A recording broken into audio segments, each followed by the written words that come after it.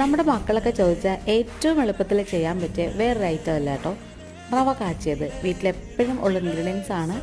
നമുക്ക് ആവശ്യത്തിന് റവ എടുത്തിട്ട് വെള്ളത്തിലേക്ക് ഇട്ട് കൊടുത്തിട്ട് നന്നായിട്ട് മിക്സ് ചെയ്യണേ. പിന്നെ പാലും നമ്മുടെ ആവശ്യത്തിന് ചേർത്ത് കൊടുക്കാം. ഇനി ഇത് കട്ട കെട്ടാതെ നന്നായിട്ട് ഇളക്കിയതിന് ശേഷം മധുരത്തിന് ആവശ്യമുള്ള പഞ്ചസാര ചേർത്ത് കൊടുക്കാം.